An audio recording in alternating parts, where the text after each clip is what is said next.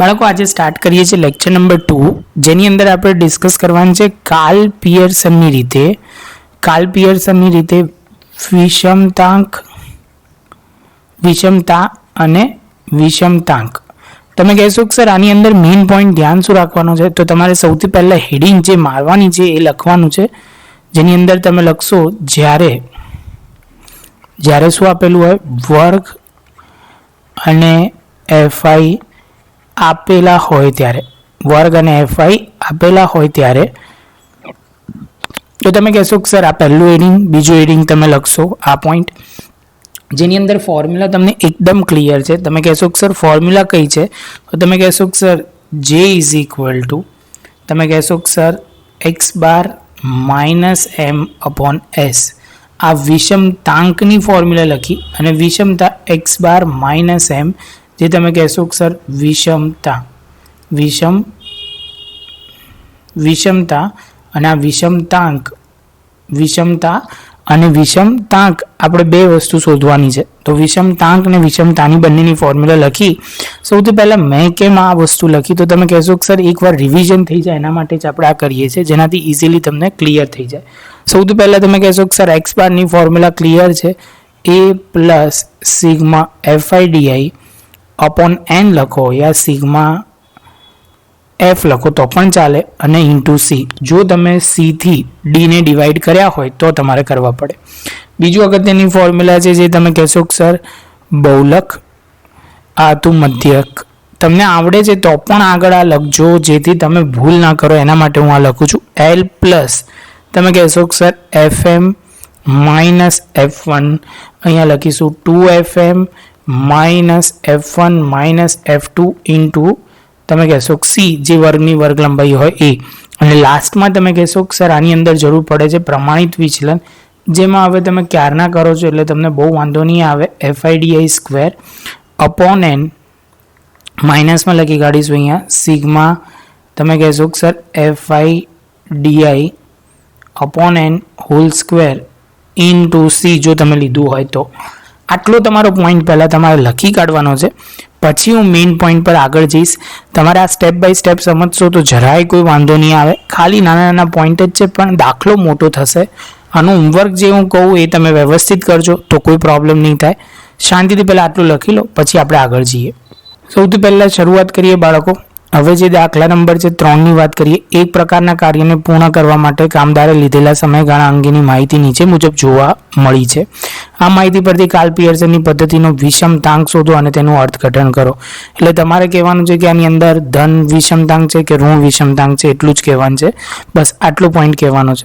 સમની અંદર સૌથી પહેલાં વર્ગ આપેલા છે, વર્ગ લખીએ. કયા પ્રકારનું આવૃત્તિ વિતરણ આપેલું છે એ તમારે જોવાનું છે. તમે કહેશો કે સર 5 થી 9, 10 થી 14, 15 થી 19, પછી તમે કહેશો 20 થી 24, 25 થી 29. આ પ્રકારનું વર્ગ આપેલું છે અને એફઆઈ આપેલી છે 3, 8, 4, 2, 1. જેવો આ પોઈન્ટ પૂરો થાય એટલે તમે કહેશો કે સર એન જે બનશે એ 18 પ્રકાર, એટલે કે 18 થશે. સિગ્મા એફ પણ લખી શકો. જેવું તમે કહેશો એટલે તમે કહેવા માઇન્ડમાં એ આવવું જોઈએ કે સર આ પોઈન્ટ જેવું થાય એટલે આ કયા પ્રકારનું છે, અનિવારક પ્રકારનું છે. એટલે ધ્યાન રાખજો, આની જે સીમા બિંદુ છે, નીચલી સીમા બિંદુ, એ બીજા વર્ગની ઉપલી સીમા બિંદુની સરખી નહીં હોય. આ એક ધ્યાન રાખવાનું છે, બીજું કોઈ બહુ ખાસ ધ્યાન રાખવા જેવું નથી. બસ આ પોઈન્ટ લેવા પાછળનું ઇન્ટેન્શન જ આ હતો કે તમારે આ ભૂલ ના થાય. તમે કહેશો કે સર એના પછી મધ્ય કિંમત શોધશો. શું શોધશો? મધ્ય કિંમત, જેને XI કહીશું, ખાલી x લખી શકો છો તમે. તમે કહેશો કે સર 5 + 9, 5 + 9 ભાગ્યા 2 કરશો એટલે આવશે કેટલા? તો તમે કહેશો કે સર ભાગ્યા 2 કરો તો 7 આવે, એ પહેલાં 14, પછી 24 ભાગ્યા 2 એટલે તમે કહેશો 12, 15 + 19 એટલે આવશે 17, 20 + 24 એટલે કે તમે કહેશો કે સર 44 ભાગ્યા 2 એટલે 22 અને 27. આટલું પહેલાં ધ્યાન રાખજો. જેવો આ પોઈન્ટ પતે એટલે તમે કહેશો કે સર હવે આપણે ડી શોધી કાઢીએ, જે થશે XI માઇનસ એ અપોન શું લખીશું? સી. તમે કહેશો કે સર આની અંદર જે ધ્યાન રાખવાનું છે એ જે લઈશું કેટલા? તો વચ્ચેની સંખ્યા આપણે લઈ લઈએ. એટલે તમે કહેશો કે સર 17 લઈ લઈએ. કેટલા લઈ લઈએ? 17. અને બધામાં ગેપ કેટલાનો છે? 5 5નો છે, તો સી 5 લઈ લઈએ. કેટલા? 5. તમે કહેશો કે સર એક સેમ્પલ લખીને બતાવી દો એટલે ક્લિયર થઈ જાય, તો તમે કહેશો કે સર બહુ સિમ્પલ છે. જો 7 - 5/5 એટલે તમે કહેશો કે સર 7માંથી પહેલાં તમે 5 માઇનસ કરશો એટલે આની અંદર તમે કહેશો કે સર કેટલા આવશે. આપણે 7માંથી અહીંયા 5 નથી બાળકો, 17 છે. એ જે ધાર્યો છે ને એ 17 છે. એટલે તમે કહેશો કે સર 10 - 10 અને /5 કરશો એટલે -2. જેવા -2 આવે એટલે અહીંયા આપણે લખી કાઢ્યું -2. સેમ રીતે 12માંથી તમે કહેશો કે સર અહીંયા આપણે લઈશું 12માંથી તમે કહેશો કે સર 17 જાય તો કેટલા આવશે -5 એટલે આવી જશે 1. જેવો આ પોઈન્ટ પૂરો થાય એટલે તમે કહેશો કે સર -1 0 1 અને 2. ક્લિયર બાળકો. હવે તમે કહેશો કે સર હવે x બારની ફોર્મ્યુલા લખી કાઢો એટલે આપણને થોડુંક ગણવામાં સિમ્પલ રહે. આ એટલે કે તમે કહેશો કે sir a plus FIDI upon n into c. તો તમે કહેશો કે સર FIDI આપણે લઈ લઈએ તો તમે કહેશો કે સર કોનો ને કોનો ગુણાકાર, તો FI તમને આ દેખાય છે બાળકો અને DI આ રહ્યું.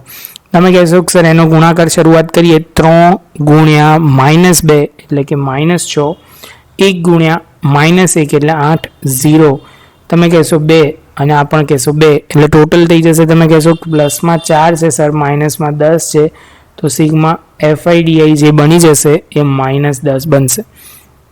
ક્લિયર બાળકો. જેવો આ પોઈન્ટ પૂરો થાય એટલે તમે કહેશો કે સર આપણું કામ પૂરું, હવે વેલ્યુ પુટ કરી શકીએ. તો તમે કહેશો કે સર એ જે છે એ તમે 17 ધારેલો, FIDI તમે હમણાં શોધ્યું -10, n છે 18 જે અહીંથી મળશે બરાબર છે, અને c જે છે એ અહીંયા છે 5. તો એને આપણે લેવાની શરૂઆત કરીએ. તો સોલ્વ કરશો બાળકો તો કેટલું આવશે, તો તમે કહેશો કે સર બહુ જ સિમ્પલ છે, 17/18 ગુણ્યા 5 કરશો એટલે -2.78 આવશે. સોલ્વ કરો એટલે 14.22 આવશે. કેટલા આવશે 14.22. જેવો આ પોઈન્ટ પૂરો થાય એટલે તમારો x બાર પૂરો થઈ ગયો. x બાર પત્તાની સાથે તમે કહેશો કે સર હવે જે લેવાનું છે એ આપણે બહુલક શોધી કાઢવાનું છે. તો બહુલક માટે આપણે વર્ડ આપીશું MO, જેની ફોર્મ્યુલા છે L plus FM minus F1. અહીંયા લઈશું 2FM માઇનસ F1, અહીંયા F2 અને C.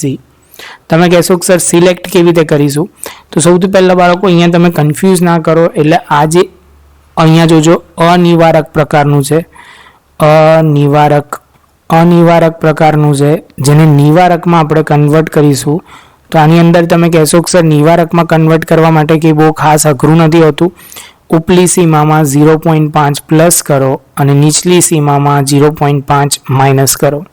તો જે બોલ્યા એ જ વસ્તુ લખતા જઈએ. 8.5, 14.5, પછી તમે કહેશો 19.5, પછી તમે કહેશો 24.5, આમાં લઈશું 29.5, અહીંયા લઈએ 8.5, 14.5. ખાલી હું નીચે લખતો જઉં છું બાળકો, બીજું કશું જ નહીં. 19.5, 24.5. તમે કહેશો કે સર બીજી રીતે આમાંથી 0.5 માઇનસ કરશો તો પણ એ થશે, અને અહીંયા આવશે 4.5. જેવો આ પોઈન્ટ પૂરો થાય એટલે તમારે અહીંયા સુધીનું આપણે લખી કાઢીએ. જેવું આ પતી જાય એટલે તમે કહેશો કે સર આની અંદરનું હવે શું કરવાનું, તો બહુલક શોધવા માટે બહુ જ સિમ્પલ છે. સૌથી મહત્તમ જે વર્ગમાં આવૃત્તિ હોય એ બહુલકીય વર્ગ તરીકે સિલેક્ટ થઈ જાય. તમે કહેશો કે સર જો હું હાઇલાઇટ કરું છું, તમે કહેશો કે સર 8 જે વાળો વર્ગ છે ને એ સિલેક્ટ થશે. એટલે તમે કહેશો કે સર લખીએ આપણે બહુલકીય વર્ગ જે છે એ 8.5 થી 14.5. બસ બાળકો આ જેવું સિલેક્ટ થાય એટલે આપણું કામ ઘણું ખરા અંશે પતી જશે. તમે કહેશો L જે આવશે એ 8.5. હવે તમે કહેશો કે સર એના પછી FM લેવાનું છે, એટલે જે FM આવશે એ તમે કહેશો કે સર એ જે લેવાનું આવે ઓલવેઝ ફ્રીક્વન્સીમાંથી. તો અહીંયા તમે FM કહેશો, અહીંયા FM, અહીંયા F1, અહીંયા લખીશું F2. તો F1 જે થશે એ 3, FM થશે એ 8 અને F2 થશે એ 4. જેવો આ પોઈન્ટ પૂરો થાય એટલે તમે કહેશો કે સર આટલે સુધી બધું ક્લિયર. અને જે વર્ગ લંબાઈ છે જે આ વર્ગની છે એ તમે કહેશો 8.5 માંથી 4.5 માઇનસ કરશો એટલે તમે કહેશો કે સર C જેને કહેવાય એ 5 આવશે. જેવું આવી જાય એટલે તમે કહેશો કે સર હવે આપણે નીચે અહીંયા સરસ રીતે લખતા જઈએ, વેલ્યુ પુટ જ કરવાની છે. તો તમે કહેશો કે સર L જે છે એ છે 8.5 FM. આની અંદર તમે કહેશો કે સર FM જે તમે લખશો એ છે 8 અને અહીંયા 8 અહીંયા 1 જે છે F1 એ 3 તો નીચે પણ 3 અને F2 જે છે એ તમે કહેશો કે સર અહીંયા આવશે નીચે 4. આટલે સુધી તમને કોઈ ડાઉટ ના હોવો જોઈએ. અહીંયા ગુણ્યા 5 લખવામાં ભૂલવાનું નથી. 8.5 તમે કહેશો કે સર અહીંયા આવી જશે 5, અહીંયા 16 અને અહીંયા 7 થઈ જશે. આ માઇનસ માઇનસ બંને પ્લસ થઈ જશે, એ ભૂલતા નહીં બાળકો. એટલે તમે કહેશો 8.5 અહીંયા 25 અને અહીંયા અપોનમાં લઈ લઈશું 9. કેટલા આવી જશે બાળકો? 9. 5 ગુણ્યા 5 25 થયા છે બાળકો. જેવું આ સ્ટેપ આગળ લઈ જાઓ એટલે તમે કહેશો કે સર 9.5 પ્લસ 2.777 4 વાર લખ્યું સમજવા માટે. તમે કહેશો કે સર એટલું ક્લિયર. એટલે અહીંયા ફાઇનલ આન્સર 9.5 ને પ્લસ કરીશું એટલે 9.5 અને 2.78 કરી દઈએ, 2 ડિજિટમાં લઈ દીધા. તમે કહેશો કે સર 12 કેટલા? 12.28 એ તમારો બહુલક કહેવાય. અને બીજી રીતે તમે કહેશો કે સર એને તમારે કહેવું હોય તો MO કહેવાય. જેવું MO કહેવાય એટલે તમે કહેશો કે સર આટલે સુધી તો ક્લિયર. હવે તમારે શું કરવાનું છે તો તમે કહેશો કે સર આના પછીનો સફર જે છે એ પ્રમાણિત વિચલન છે. બાળકો એક એક સ્ટેપ પર તમે લખતા જશો તો વધારે સારું છે. એવું નહીં કે જોઈ જ રાખો, એક એક સ્ટેપ લખતા જાઓ. જેવી રીતે આપણે આ પત્યું બહુલક પત્યું તો બહુલક વ્યવસ્થિત લખો તો ક્લિયર થઈ જાય. અને છેલ્લે હવે પ્રમાણિત વિચલન માટેની મહેનત ચાલુ થશે. તમે કહેશો કે સર S વાળી ફોર્મ્યુલા લખતા જઈએ તો એસની ફોર્મ્યુલા પ્રમાણિત વિચલનની જે તમે કહેશો કે સર દરેક વખતે હેડિંગ મારજો બાળકો. બહુલકમાં બહુલક, અહીંયા મધ્યકમાં મધ્યક, એટલે શું થાય? પ્રોપર ક્લિયર થાય. તમે કહેશો કે સર આટલું તો ક્લિયર. FIDI અહીંયા સ્ક્વેર છે તો સ્ક્વેર કરી દીધો અપોન n. અહીંયા sigma FIDI upon n whole square અને ઇન્ટુ C. હવે તમે કહેશો કે સર આપણી જોડે FIDI તો રેડી છે, તમારે જોઈએ છે FIDI નો સ્ક્વેર જેને કહેવાય FIDI ઇન્ટુ DI. તો તમે કહેશો કે સર જો આ FIDI આપણને આપેલું છે અને DI એટલે આ બાજુવાળું બંનેના ગુણાકાર કરવાના છે. તો શરૂઆત કરીએ તો તમે કહેશો કે સર આની અંદર 2 ગુણ્યા -6 તમે કહેશો કે સર આવશે 12, 8, 0, 2, 4. જેવું આ પતે એટલે તમે કહેશો કે સર FIDI સ્ક્વેર જે થઈ જશે 26. કેટલા થઈ જશે? 26. જેવું આ 26 થાય એટલે તમે કહેશો કે સર આની અંદરના વેલ્યુ પુટ કરીએ. આ વખતે FIDI સ્ક્વેર અહીંયા સીધું લખી કાઢું છું 26 અને જે F જે આપેલું છે એ તમે કહેશો કે સર આની અંદર જે કરવાનું છે F જે છે એ 18 છે. FIDI અપોન n એટલે તમે કહેશો કે સર સારા શબ્દોમાં તમે આ કહો છો. ખબર પડી બાળકો? તો તમે કહેશો કે સર -10 અપોન 18 એનો હોલ સ્ક્વેર ઇન્ટુ તમે C કેટલા લીધા હતા? તમે કીધું કે સર C જે અહીંયા આપણે લેવામાં આવેલા એ 5 લેવામાં આવેલા. કેટલા બાળકો? 5. તો આની અંદર શરૂઆત કરીએ તો 5 લઈ લઈએ એટલે તમારું આગળ જાય. તો અહીંયા તમે કહેશો તો અહીંયા લઈ લઈએ 5. જેવું આ સોલ્વ થાય એટલે તમે કહેશો કે સર 26 અપોન 18 એટલે થશે 1.44 અપોનમાં લઈશું 0.31 એટલે તમે કહેશો કે સર 10/18 કરશો એનો ફાઇનલ આન્સર કેટલો આવશે? તમે કહેશો કે સર એનો સ્ક્વેર કર્યા પછી 0.31 આવે છે એટલે સ્ક્વેર તમારે કરવાનો છે, ધ્યાન રાખજો. ઘણા લોકો અહીંયા ભૂલ બહુ કરે છે. અને છેલ્લો આન્સર સીધો હું લખું છું 5.32. તમારે 2 સ્ટેપ આમાં દેખાડવા પડે, માઇનસ કરવાનો, રૂટ કરવાનો ને એનો આન્સર આવે. જેવો આ પતે એટલે તમે કહેશો કે સર હવે આપણી જોડે બધું છે તો વિષમતાંક શોધી લઈએ. વિષમતાંક જેને કહીશું આપણે J ઇઝ ઇક્વલ ટુ શું કહેશો બાળકો? તો તમે કહેશો કે sir x bar minus બહુલક upon પ્રમાણિત વિચલન. તો તમે કહેશો કે સર x બાર જે છે 14.22 જે અહીંયા તમે શોધ્યો તો જેનું લખતા જઈએ 14.22 m જે છે એ તમે કહેશો કે સર M0 જેને કહેવાય MO જે 12.28 અને S જે છે એ 5.32. જેવો સોલ્વ કરશો એટલે તમારો આન્સર આવશે 0.3646. આ તમારો ફાઇનલ આન્સર કહેવાય. આ તમને જે શોધવાનું કીધું હતું એ. પણ તમે કહેશો કે સર આની અંદર તો બીજું ઘણું શોધવાનું કીધું હતું. જેવી રીતે તમે બાળકો કહીએ એક સિમ્પલ વેમાં તો તમે કહેશો કે સર આની અંદર આપણને ઋણ વિષમતાંક છે કે ધન વિષમતાંક એ આપણે કહેવાનું છે. તો બાળકો બહુ જ સિમ્પલ છે. તમારે ખાલી મને એટલો જવાબ આપવાનો છે x બાર એ એના બહુલક કરતાં મોટો છે કે નાનો છે? તો તમે કહેશો કે સર જુઓ x બાર એ બહુલક કરતાં મોટો છે તો અહીંયા લખવાનું અહીં મધ્યક મોટો છે બહુલક કરતા. તમે કહેશો કે સર એકવાર બતાવો. 12.22 છે બાળકો, આ 12.22 છે, જે બહુલક છે 12.28, એટલે મોટો છે, એટલે તમારે ધન વિષમતાંક કહેવાય. કયું કહેવાય બાળકો?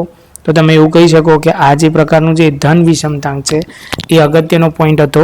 બીજો અગત્યનો પોઈન્ટ બાળકો, દર વખતે જે આપણે હોમવર્ક આપીએ છીએ બહુ જ અગત્યનું, આના પછીનો દાખલો, આ જે ટેક્સ્ટ બુકનો દાખલો છે, તો તમારે એના પછી દાખલા નંબર સ્વાધ્યાય 5.1નો ચોથો દાખલો કરવાનો છે.